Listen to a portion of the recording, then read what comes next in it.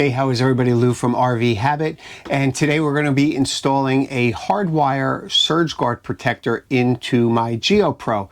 Now, I had a lot of problems choosing this, and that's why I've actually had the rig for a while before I'm getting this in. This is usually my first thing I do, but I could not decide between the Southwire and the Hughes. I've used Southwire hardwired surge protectors in all my rigs for as long as I can remember, but I decided to go with the Hughes Power Watchdog.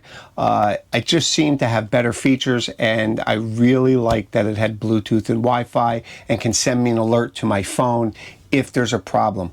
Now, there's a little bit of a misnomer about surge guards.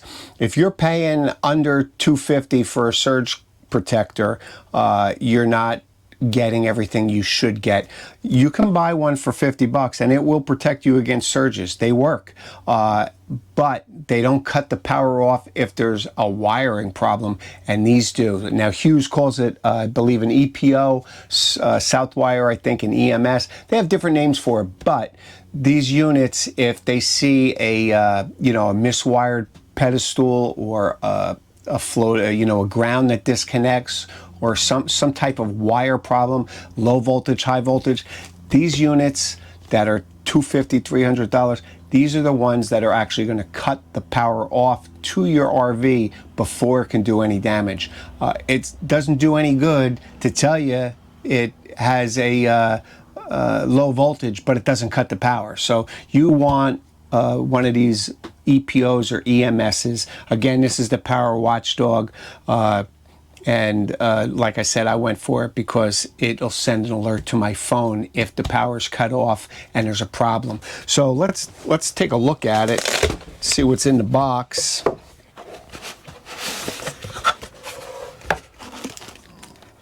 Looks like some bunch of stickers and directions. This is the unit. It's fairly big. All right, that's going to go behind my power distribution panel. And it's pretty tight in here in the Geo Pro, so we'll see how that works. But it gives you some wire clamps and looks like some screws to attach it to either the wall or the floor. However, you can mount these any which way and be okay. So we'll take the power distribution panel off. We'll see what's involved there and go from there. So this is my power distribution center, and that's the little box in your RV that holds all your 120 breakers and your 12 volt fuses.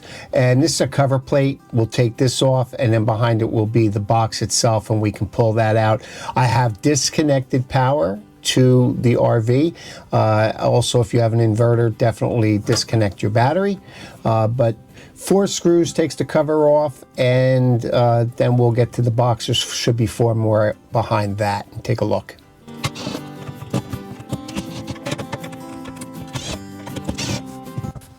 That's the cover plate. We can put this to the side. And now this is the box. And before I go any further, I know I've disconnected power, but I want to check to make sure there's nothing coming in, and we're good to go. And we will remove the box.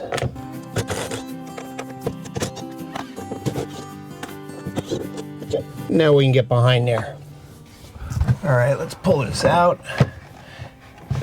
And all these wires totally normal. If you ever pull yours out, you're going to see all these wires too. This orange wire is what I'm looking for. So this orange wire is, I have a 30 amp coach. This is 10 gauge 2-wire, and it has a hot, a neutral, and a ground in it.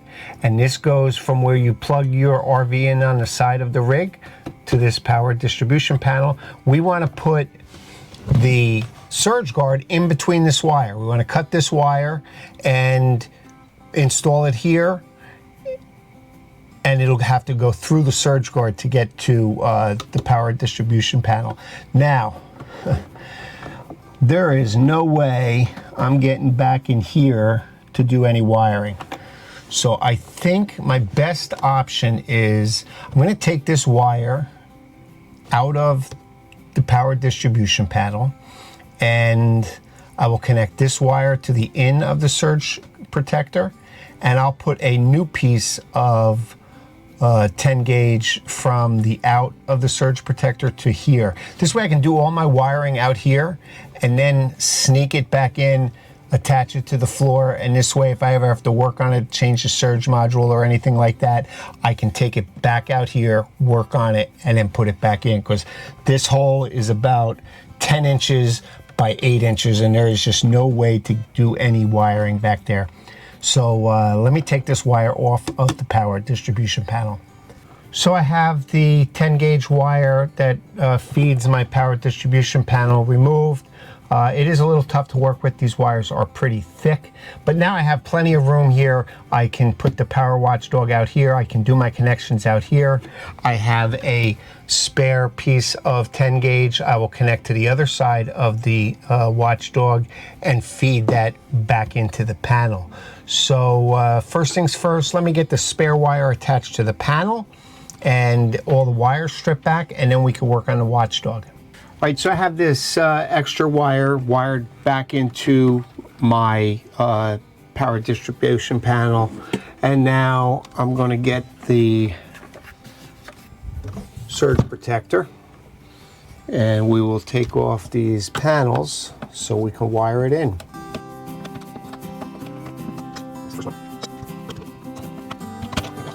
Okay, so it's clearly labeled output, and then this one down here is input. So input, that's coming in from your pedestal, is going to go on this side, and output is going out to your control panel. So let's get these in and we'll start wiring it. And they're also clearly labeled G for ground, N for neutral, and L for line or load.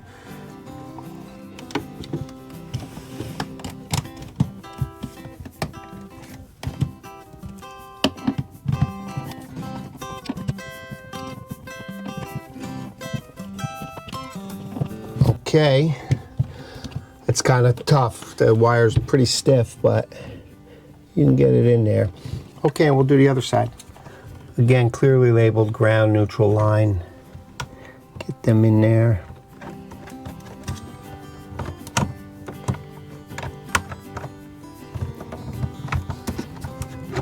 Here we go.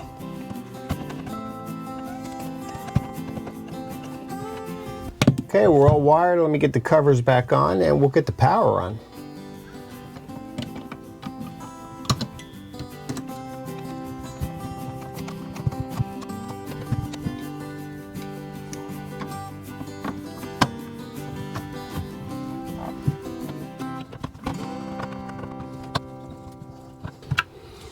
Alrighty, I'm gonna go turn the power on. We'll see if it works. Well, it's white, so that's a good sign. Okay, I'm gonna get this all back in here. We'll get it connected to the app, and I'll be back. All right, I've got it in a pretty good spot. I'm gonna try and get a screw in there, so. All right, so I have it back there. I got one screw in. It is tight, but it's not going anywhere. So that's all secured. And I will get this box back in and we'll come back and look at the app.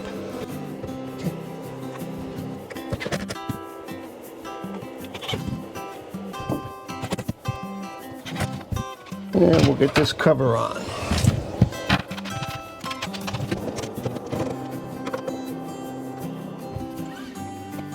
Okay, so I've downloaded the Power Watchdog app, and there's different apps for different watchdogs you have. I have the Wi-Fi model, so I have the Wi-Fi app, and you just scan a QR code that's on the surge protector itself, and it'll connect.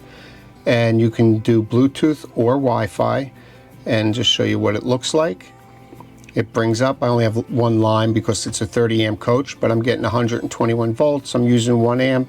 Frequencies at 60, we're using 67 watts. And this button down here will tell you if I had any alerts. I don't. This up here tells me I've used 0.1 kilowatt hours since last reset. so I can reset that. So if you're going to a campground where you're paying for electric, you can actually monitor what you use. And there's a setting. You can adjust the backlight to off all the way to bright. And I'm just going to keep it off because you can't see it in the back there.